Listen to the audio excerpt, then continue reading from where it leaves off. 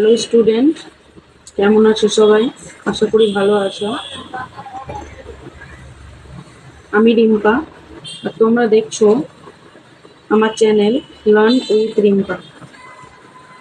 এর আগে আমি তোমাদের ক্লাস 5-এর মাঠ মানে ছুট কবিতা থেকে 11 দাগ পর্যন্ত কোশ্চেনের অনুশীলনীর অ্যান্সারগুলো করিয়ে দিয়েছিলাম। আজকে অনুশীলনী 12 দাগ থেকে আমি উত্তরগুলি দেখিয়ে দেব, তোমরা একটু দেখে নাও। দেখো, 12 দাগে যে কোশ্চেনটা আছে, একই অর্থের অন্য শব্দ পাঠ থেকে খুঁজে নিয়ে লিখো। মানে এখানে বলছে একই দাগের অন্য অন্য শব্দগুলো যেগুলো সেগুলো পাঠ থেকে খুঁজে নিয়ে লিখতে হবে। এখানে আনন্দ, এই আনন্দটা আমাদের এখানে যে কবিতাটা আছে, আমাদের যে কবিতা আছে সেই কবিতায় যে মাঠ মানে সুখ, এখানে আনন্দর কথাটাকে কিন্তু এখানে আছে অন্য শব্দতে। যেমন যদি বলো, এখানে দেখো মজা, এই যে মজা কথাটা আছে, ওই মজা কথাটা কিন্তু মজা মানে আনন্দ, তাহলে আনন্দর আরেকটা কি প্রতিশব্দ, সেটা হলো মজা। এবার দেখো পরের গুলো,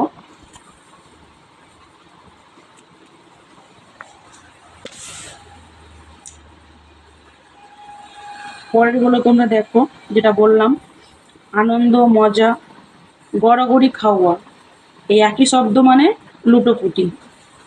তারপরে দেখো চিৎকার, চিৎকার চেঁচামেচি, এই চিৎকার চেঁচামেচিকে কি বলবো? হল্লা। তারপরে দেখো বংশী, বংশীকে কি বলবো? বাঁশি। চিরদিনের, এটা কি বলবো? শাশ্বত। বাঁধন, বাঁধনটা হলো আগল, আগল মানে বাঁধন। আর একটা কি আছে? পিঞ্জর, পিঞ্জর মানে কি? খাঁচা, পিঞ্জর মানে খাঁচা। এবার 13 দাগের কোশ্চেনগুলো দেখো। 13 দাগের যে কোশ্চেনগুলো ছিল সেগুলি বলছে এক কথায় প্রকাশ করো। 13 দাগের যে কোশ্চেনগুলো সেগুলো এখানে কি বলছে দেখে নাও, যে এক কথায় প্রকাশ করো। এই যে লাইনটা দেখছো, যা ছুটে চলেছে, এটাকে আমাদেরকে এক কথায় প্রকাশ করতে হবে। তাহলে আমরা জানি যা ছুটে চলেছে সেটাকে কি বলা যায়? সেটাকে বলা যায় ছুটন্ত। কি বলা যায়? ছুটন্ত। এই দেখো 13 দাগের যে কোশ্চেন, এই যে যা ছুটে চলেছে সেটাকে কি বলে? ছুটন্ত। যা ফুটছে, ফুটন্ত। যে ঘুমিয়ে আছে, ঘুমন্ত। যে নেচে চলেছে, নিত্যরত অথবা নাচনা। আশা করি বুঝতে পেরেছ। এবার পরের দেখো 14 দাগের যে কোশ্চেনগুলো আছে, 14 দাগের কোশ্চেনটা এখানে কি বলছে তোমরা দেখে নাও। 14 দাগের কোশ্চেনটা বলছে শব্দ যুগলের অর্থ পার্থক্য দেখাও। মানে এই যে একই উচ্চারণ, কিন্তু অর্থের মধ্যে পার্থক্য আছে, সেই অর্থের পার্থক্যটা আমাদের দেখাতে হবে। এখানে তোমরা দেখো ভালো করে লেখা আছে, এই যে দ্বীপ, দয় দীর্ঘি পর দ্বীপ, দ্বীপ মানে প্রদীপ। আর দয় ভয় দীর্ঘি পর দ্বীপ, দ্বীপ মানে জলবেষ্টিত ভূভাগ। ভয়াকার মধ্যাহ্ন সয়াকার ভাষা, ভাষা মানে কথা। আর ভয়াকার দিন ত্রিশ সয়াকার ভাষা, ভাষা মানে ভেসে যাওয়া। দয় দীর্ঘি দন্তান্ন দিন, দিন মানে দরিদ্র। দয়হস্য দন্তান্ন দিন, দিন মানে দিবস। বুঝতে পেরেছ? এবার 15 দাগের কোশ্চেনগুলো দেখে নাও। 15 দাগের কোশ্চেনটা কি বলছে? একই শব্দকে দুবার বাক্যে ব্যবহার করে দেখাও, তাদের অর্থ একবার ব্যবহার করলে যা বোঝায় কিভাবে বদলে গেল। মানে একই শব্দ কিন্তু তোমাকে দু রকম বাক্যতে ব্যবহার করতে হবে, যেটাতে 2 রকম ভাবে অর্থটা বোঝাবে। দেখো প্রথমে লেখা আছে ঘুম, আমার ঘুম পাচ্ছে। কি লেখা আছে? আমার ঘুম পাচ্ছে। পরের ঘুম, আমার ঘুম আসছে না। খুশি, আজ বড়ই খুশির দিন। আর এই খুশি, আজ তোমাকে খুশি খুশি দেখাচ্ছে না কেন? মানে একটা শব্দকে তুমি দুবার দুরকম ভাবে তোমাকে দুটি করে বাক্য রচনা করতে হবে। ভাঙা, ভাঙা কাজগুলো সরিয়ে নাও। ভাঙা, সে আমার ভাঙা পুতুলটিকে আরো ভেঙে দিল। সোনা, সোনা অতি মূল্যবান ধাতু। সোনা, সোনা রঙের ধানে মাঠ ভরে আছে।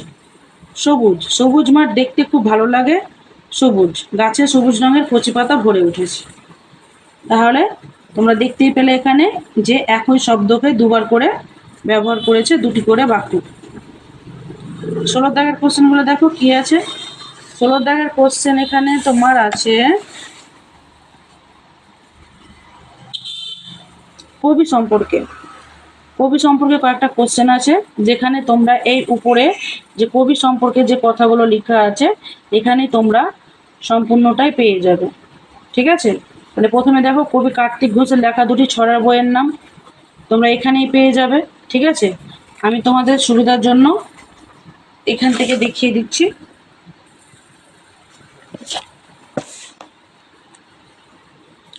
দেখো, কবি কার্তিক ঘোষের লেখা দুটি ছড়া বইয়ের নাম হলো একটা মেয়ে একা আর আমার বন্ধু গাছ। তার সম্পাদিত দুটি বইয়ের নাম, তিনি যে দুটি বই সম্পাদিত করেছিলেন সেটা হলো দেখো সেরা রূপকথার গল্প আর শ্রেষ্ঠ কিশোর কল্পবিজ্ঞান। কোন বইয়ের জন্য তিনি সংসদ পুরস্কারে সম্মানিত হন? কোন বইয়ের জন্য? টুম্পুর জন্য। টুম্পু নামে একটি বই লিখেছিলেন, সেই বইয়ের জন্য। তাহলে এখান থেকে কবি সম্পর্কে কোশ্চেন শেষ। এবার 17 দাগের যে কোশ্চেনগুলো আছে সেগুলো কোশ্চেন অ্যান্সার আছে, যে আমরা মাঠ মানে ছোট কবিতাটি পড়েছি সেই কবিতা থেকে কোশ্চেন অ্যান্সার দেওয়া আছে, যেটা আমাদের দেখতে হবে। প্রথম কোশ্চেন কি আছে দেখো, কবি খুশির অগাধ লুটোপুটি কোথায় খুঁজে পান? কবি খুশির অগাধ লুটোপুটি মাঠে খুঁজে পান। কোথায়? মাঠে। 2 নম্বর, কোথায় গেলে কবি তাধীন তাধীন শব্দ শুনতে পান? কোথায়? মাঠে গেলে। এখানেও দেখো মাঠে গেলে কবি তাধীন তাধীন শব্দ শুনতে পায়, এটা উত্তর হবে মাঠে। পরে কোশ্চেন, ছুট মানে কি বোঝাতে, ছুট মানে কি বুঝতে গেলে কি করতে হবে? ছুট মানে বুঝতে গেলে কবির মতে ছুটতে হবে। কি করতে হবে? ছুটতে হবে। ছুট মানে বুঝতে গেলে কবির মতে ছুটতে হবে।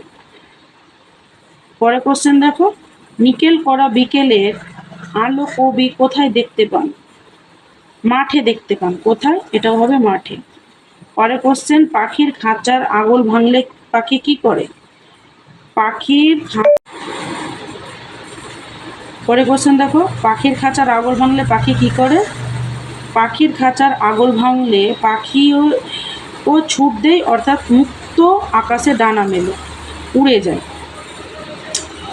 পরে কোশ্চেন দেখো কি লেখা আছে 6 দাগেরটা, কবির কাছে মাঠ বলতে যা বোঝায় তার যে কোনো 3টি ভাবনা কবিতা থেকে বুঝিয়ে নিয়ে লেখা। মাঠ মানে অথই খুশির অগধ লুটোপুটি, সেখানে শুধুই খুশি। মাঠ মানে চিৎকার চেঁচামেচি, যেখানে শুধুই হল্লা। আর মাঠ মানে সবুজ প্রাণের শাশ্বত এক দ্বীপ, যা কোনোদিন সবুজ অর্থাৎ নবীন জীবনে নির্ভে বা হারিয়ে যাবে না। তাহলে মাঠ মানে কবির কাছে এই 3টে ভাষায় মনে হয়েছে। পরে কোশ্চেন দেখো, ছুট অর্থে কবি যা যা বলেছেন, তাহলে ছুট বলতে কবি কী কী বোঝাতে চেয়েছেন? একই জিনিস। ছুট বলতে কবি শুধু ছোটা। ছুট মানে ছোট্ট পাখির দরজার আগল খুলে মুক্ত আকাশে বাঁচা। ছুট মানে 7টি সমুদ্রের ঢেউকে ছুটন্ত ও ফুটন্ত সব প্রাণের মাঝে ডেকে আনা।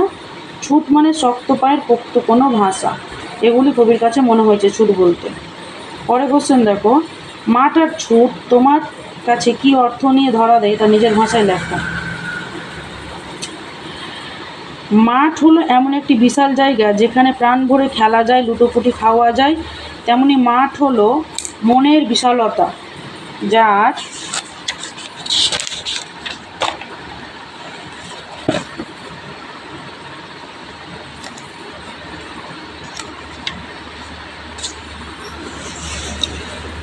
মাঝে আমরা আমাদের নানা স্বপ্ন নিয়ে ভাবতে পারি, তা পূরণ করতে পারি। ছুট অর্থাৎ ছোটা বা দৌড়। ছুট মানে এগিয়ে চলা, বাঁচার সাহস নিয়ে খাঁচা ভাঙা ছোট্ট পাখির মতো মুক্ত আকাশে উড়ে চলার জীবন। পরে শেষ কোশ্চেন দেখো, তোমার দৃষ্টিতে আদর্শ মাঠের চেহারাটি কেমন তা একটি ছবি এঁকে বুঝিয়ে দাও। যেহেতু একটা এখানে ছবি আঁকতে বলেছে, সেহেতু তোমরা একটা মাঠের ছবি এঁকে লিখিয়ে দিতে পারো। ঠিক আছে, আজকে এই পর্যন্তই। আবার দেখা হবে পরের নতুন একটা চ্যাপ্টারের ভিডিও নিয়ে।